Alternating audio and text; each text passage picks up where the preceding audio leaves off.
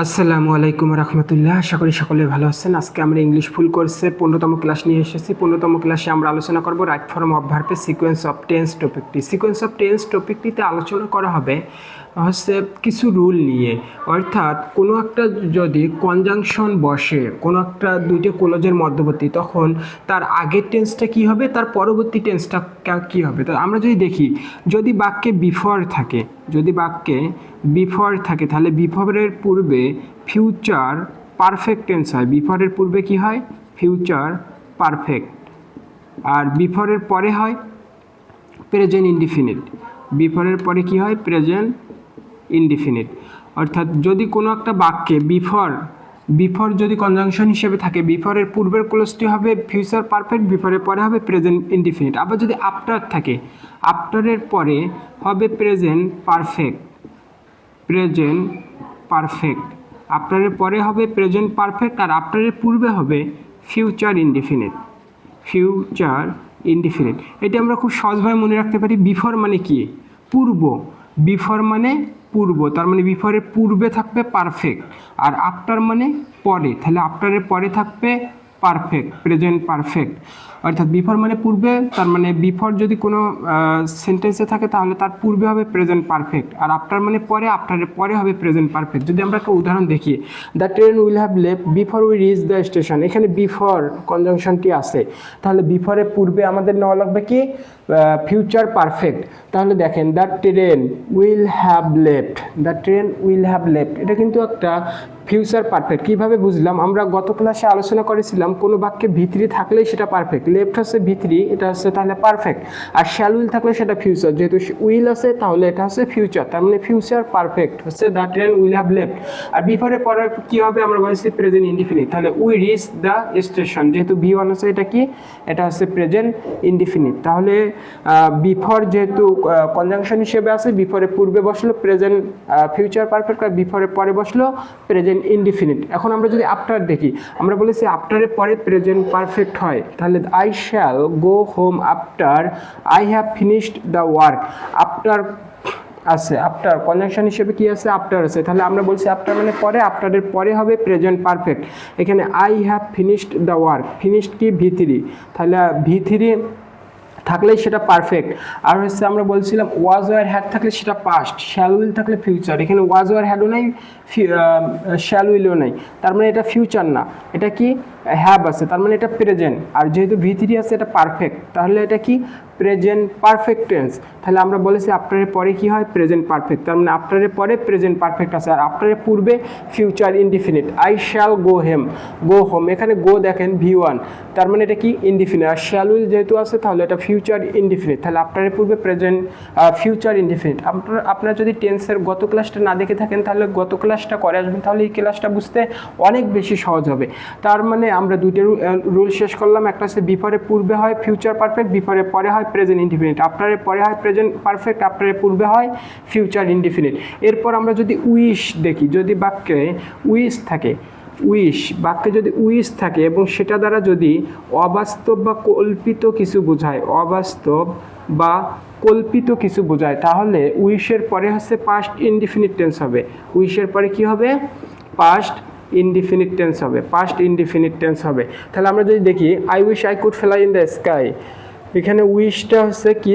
Wish আছে এই বাক্যে। I wish I could fly in the sky, আমার ইচ্ছা আকাশে ওড়া কি সম্ভব? এটা একটা অবাস্তব বা কল্পিত চিন্তা, যেহেতু অবাস্তব বা কল্পিত চিন্তা, তাহলে এখানে উইশের পরে কি হবে? পাস্ট ইনডিফিনিট হবে। তাহলে ক্যান হচ্ছে প্রেজেন্ট ফর্ম, কুড হচ্ছে কি? পাস্ট ফর্ম, তাহলে I could fly in the sky, তাহলে এটা কি? Past indefinite. এরপরে যদি উইশ যদি থাকে এবং বাক্যে যদি বি ভার্ব বসাতে হয়, বি ভার্ব কোনগুলো? Am, is, are, was, were, be, been, being, am is are was are be been being. যদি বাক্যে উইজ থাকে এবং আমাদেরকে বি ভার্ব বসাইতে হয়, এগুলো কি বি ভার্ব বসাতে হয়, তাহলে আমরা শুধু ওয়ার ভার্বটা বসাতে পারবো। Am is are was be been being এগুলো বসাতে পারবো না, শুধু ওয়ার ভার্বটা বসাতে পারবো যদি বাক্যে উইজ থাকে। তাহলে আমরা বলেছিলাম যে উইজ যদি অবাস্তব বা কল্পিত হয় তাহলে পাস্ট ইনডিফিনিট হলে তো আমরা ওয়াজ ওয়ার দুইটাই বসাতে পারা উচিত, কিন্তু এটা একটা বিশেষ রুল, সেটা হচ্ছে উইজ থাকলে সেখানে আমরা বি ভার্ব হিসেবে শুধু ওয়ার বসাতে পারবো। যদি আমরা এই বাক্যটা দেখি, হি উইশড বাক্যে উইশ আছে, তাহলে আই ওয়ার পয়েট শুধু ওয়ার বসাতে পারবো, এখানে আমরা ওয়াজ বসাতে পারবো না। এরপর যদি দেখি, যদি বাক্যে টিল আনটিল আনলেস থাকে, কি থাকে বাক্যে যদি টিল আনটিল আনলেস, বাক্যে যদি টিল আনটিল আনলেস থাকে, টিল আনটিল আনলেস থাকলে তাহলে এই টিল আনটিল আনলেসের পূর্বেও হবে প্রেজেন্ট ইনডিফিনিট। পূর্বে কি হবে? Present indefinite. আর মাঝে তো টিল বসবে, আর তার টিল আনটিল আনলেসের পরেও হবে প্রেজেন্ট ইনডিফিনিট। অর্থাৎ বাক্যে যদি আমরা টিল আনটিল আনলেস কনজাংশন হিসেবে দেখি, টিল আনটিল আনলেসের পূর্বেও প্রেজেন্ট ইনডিফিনিট বসাবো, পরেও প্রেজেন্ট ইনডিফিনিট।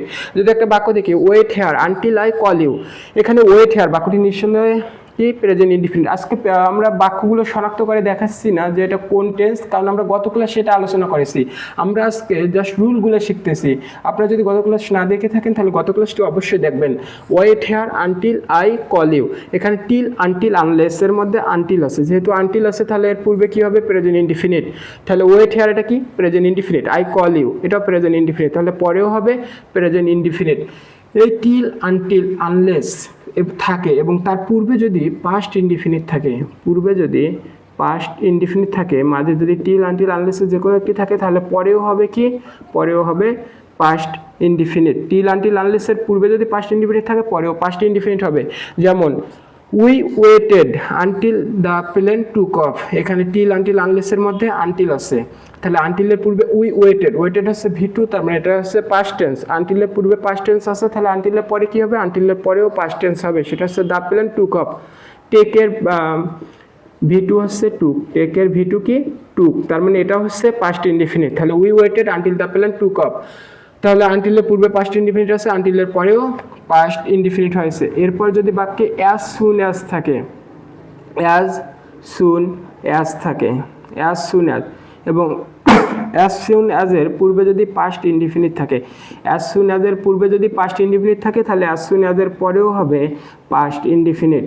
কি বললাম? অ্যাজ সুন অ্যাজ যদি কনজাংশন হিসেবে থাকে এবং অ্যাজ সুন অ্যাজের পূর্বে যদি পাস্ট ইনডিফিনিট থাকে, অ্যাজ সুন অ্যাজের পরেও হবে past indefinite. I heard the bell ringing as soon as I open the door, এই বাক্যে অ্যাজ সুন অ্যাজ কনজাংশন হিসেবে আছে, তাহলে অ্যাজ সুন অ্যাজের পূর্বে দেখেন কি বসেছে? I heard the bell ringing, এখানে হার্ড হচ্ছে কি? V2, তার মানে এটা হচ্ছে পাস্ট ইনডিফিনিট টেন্স। তাহলে অ্যাজ সুন অ্যাজের পরে কি হবে? অ্যাজ সুন অ্যাজের পরেও পাস্ট ইনডিফিনিট টেন্স হবে। দেখেন আই ওপেন দ্য ডোর, এখানে ওপেন কি? V2, তার মানে এটাও past indefinite tense. As soon অ্যাজের আগে পাস্ট ইনডিফিনিট আছে, তাই অ্যাজ সুন অ্যাজের পরেও পাস্ট ইনডিফিনিট টেন্স বসেছে। এখন যদি বাক্যে কনজাংশন হিসেবে দ্যাট থাকে, এবং তার পূর্বে যদি পাস্ট ইনডিফিনিট টেন্স থাকে, পাস্ট ইনডিফিনিট, দ্যাটের পূর্বে যদি পাস্ট ইনডিফিনিট টেন্স থাকে, তাহলে দ্যাটের পরে হবে পাস্ট পারফেক্ট টেন্স। দ্যাটের পরে কি হবে? Past perfect tense. তাহলে আমরা দেখতে পাই he denied that he had written the letter, এখানে দ্যাট হচ্ছে কি হিসেবে আছে? দ্যাট কনজাংশন হিসেবে আছে। আমরা বলেছি দ্যাটের পূর্বে যদি পাস্ট ইনডিফিনিট থাকলে দ্যাটের পরে পাস্ট পারফেক্ট হয়। দ্যাটের পূর্বে দেখেন তো কি আছে? হি ডিনাইড V2, তার মানে এটা কি? Past indefinite. তাহলে দ্যাটের পরে কি হবে? Past perfect. He had written the letter, এখানে রিটেন কি? V3 থাকলে আমরা বলছি সেটা পারফেক্ট, আর হচ্ছে বলছিলাম ওয়াজ ওয়ার হ্যাড থাকলে সেটা হচ্ছে পাস্ট, তাহলে এটা হচ্ছে কি? Past perfect. এটা আমরা গত ক্লাসে আলোচনা করেছি। তাহলে দ্যাট এর পূর্বে পাস্ট ইনডিফিনিট আছে, দ্যাটের পরে তাই পাস্ট পারফেক্ট হয়েছে। He denied that he had written the letter. এখন যদি কোনো বাক্যে উড দ্যাট থাকে, উড দ্যাট,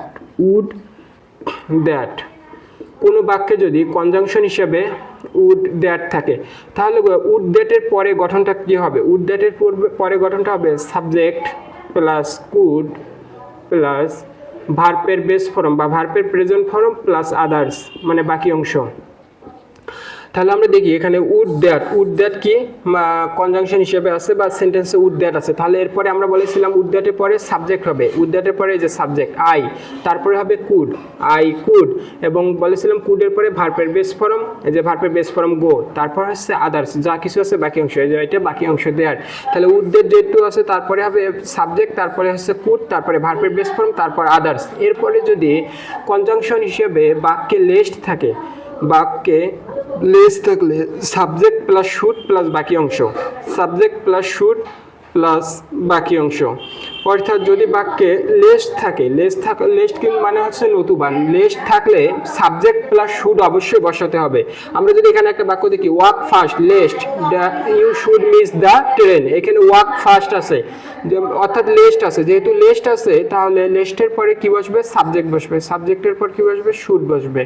তাহলে সাবজেক্টের পরে শুড বসেছে, তারপরে মিস দ্য ট্রেন অর্থাৎ বাকি অংশ, যেহেতু লেস্ট আছে লেস্টের পরে তাই হচ্ছে সাবজেক্ট প্লাস শুড বসেছে। আশা করি আপনারা এই রুলগুলো সবগুলোই বুঝতে পেরেছেন। তাহলে পরবর্তী ক্লাসের আমন্ত্রণ জানিয়ে আজকে এখানে শেষ করছি। আসসালামু আলাইকুম।